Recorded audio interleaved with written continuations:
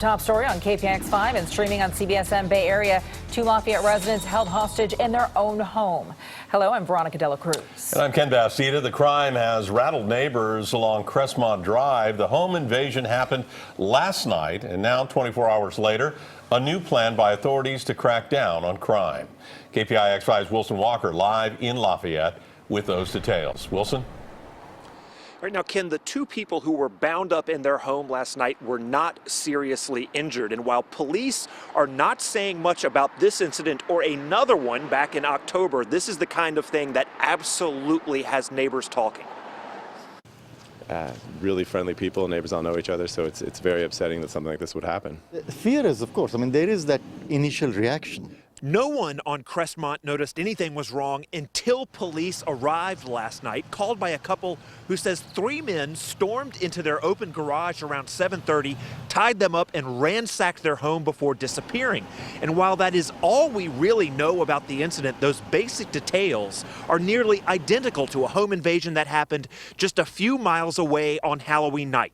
Yeah, and from what I understand, they were obviously home, right? So it's upsetting that someone would break into a home knowing that people were home. That's really, really upsetting. And feeling comfortable that they can get away with it. Because, it's like that's the other part of it, that, how dare they, sort of kind of a thing. Neighbors say police have asked them if they have any video cameras that might have captured anything.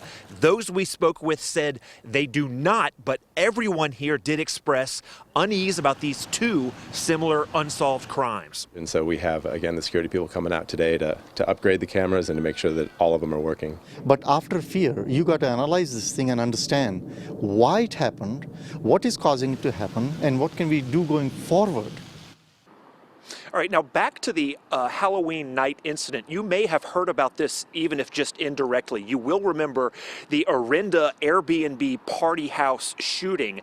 Remember there was a discussion about the initial response of the Orinda police. They were involved in a call that was associated with Lafayette. Well, that was the other home invasion. So those cases sort of overlap a little bit, even if indirectly that way. Now, when I went to the location of that first home invasion back in October, a neighbor walked up to me who did not want to be on camera, and the first thing she said is, "I know why you're here. Everyone in the neighborhood wants to know more about what happened," and they're a little frustrated that they haven't heard much about that case. They all know what happened last night. So now you have 2 neighborhoods in 2 very similar spots, both looking for answers as to what has happened. We are live here in Lafayette. Wilson Walker, KPIX 5.